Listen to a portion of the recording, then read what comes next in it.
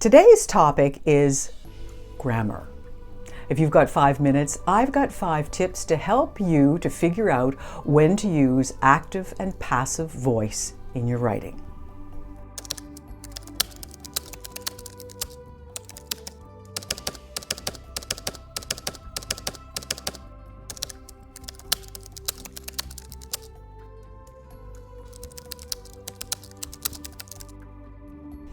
One of the rules about writing that seems to float around among particularly new and wannabe writers is that you should never use passive voice.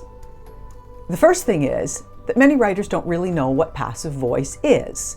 Second, avoiding a perfectly legitimate and useful part of the English language just out of hand is just plain stupid, because there are uses for it. So you might well ask, where did this rule come from? Well, the fact is that overuse of passive voice in any particular piece of writing really does result in quite deadly writing. Writing that's very detached from the reader and that sounds very stuffy and doesn't flow very well. So in fact, if you use a lot of it, your writing will be deadly, but that doesn't mean you don't ever use it. So let's begin, like I always like to, by making sure we all understand exactly what that means.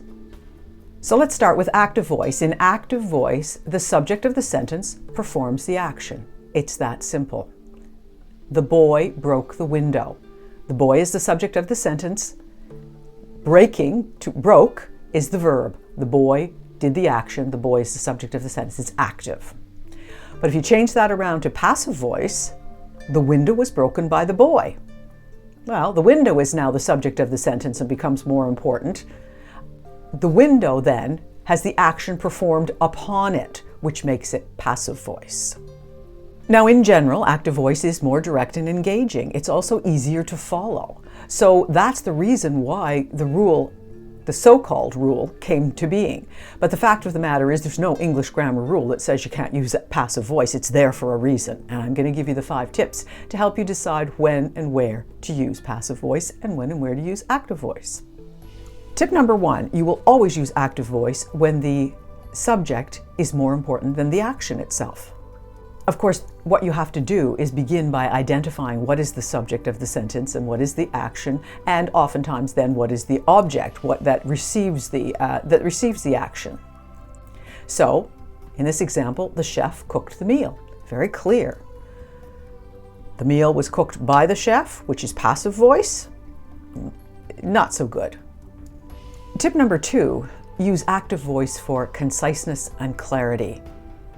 Active sentences, of course, are more direct. Here's an example. She completed the project. Very clear, very concise, no confusion. The second one, the project was completed by her. It's kind of pedantic, unnecessary, probably something you might see in a business report, but should be changed to active voice. Tip number 3, use passive voice when the doer of the action is unknown or irrelevant. You know, this is one situation when passive voice is useful and it's often essential, actually. For example, the package was delivered yesterday. Who delivered the package is not important in this situation. When you're looking for when was my package delivered, the package was delivered yesterday. You don't have to put it in terms of who delivered it because it's not as important. It's actually irrelevant to the question.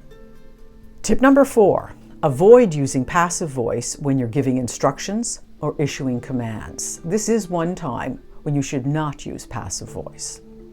It's the only way that you can actually be clear. For example, submit the paper by Friday. Very clear. Active voice.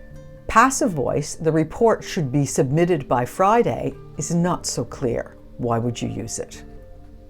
And active commands sound more authoritative, and this is what you want when you're writing those kinds of things.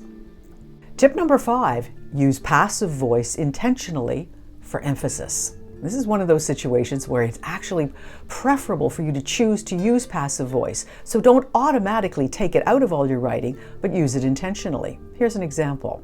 A cure for the disease was discovered by the research team. So this shifts the focus to the cure, which is the most important part of that sentence. So passive voice chosen intentionally works perfectly in that situation. Bottom line is that strong writing is intentional writing. So when you think about these rules that people have made up that are apart from the rules of English grammar, using them intentionally, it's like choosing to use a sentence fragment, but using it intentionally and understanding that you're not writing a complete sentence. Using passive voice intentionally is very much the same thing. Happy writing. Subscribe to Write, Fix, Repeat. And maybe I can help you improve your writing knowledge and skills. 5 tips at a time.